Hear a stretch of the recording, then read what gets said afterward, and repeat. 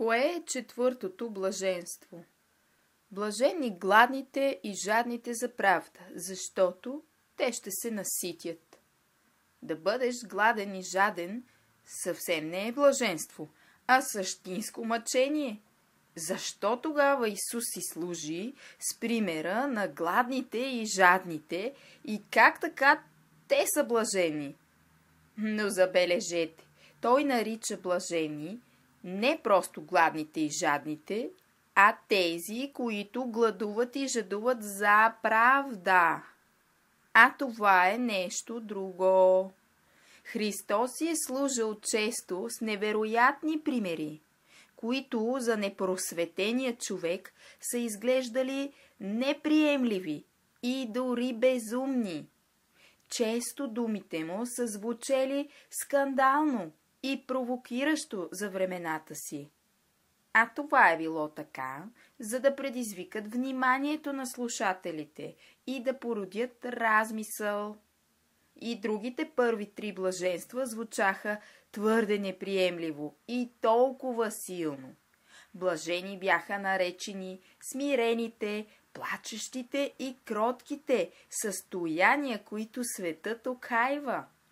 Но ние се убедихме, че не гордите, а смирените са щастливи, че не смеещите се без Бога, а плачещите по Бога намират утеха, и че не гневливите, а кротките са блажени. И сега ще се убедим в истинското значение на четвъртото блаженство. Нека първо си изясним какво е правда. Постъпването съгласно Божиите заповеди е праведност. С една дума, това е добродетелност.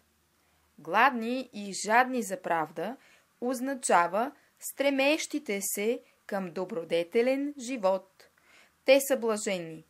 Могат ли тънещите в пороци да бъдат наречени блажени?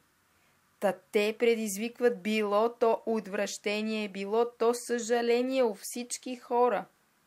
Щом съпоставим порочния с добродетелния, веднага нашето разположение се накланя към добродетелния. Всички ценят по-високо добродетелните, отколкото порочните хора. А ако хората, които в по-голямата си част са порочни, оценяват и виждат разликата в добродетелните, то колко повече вижда Бог. Сега можем да разберем по-пълно Христовите думи. Блаженни гладните и жадните за правда, защото те ще се наситят. Блаженство се постига с развиването на добродетел или поне с проявяването на постоянен стремеж към тази добродетел.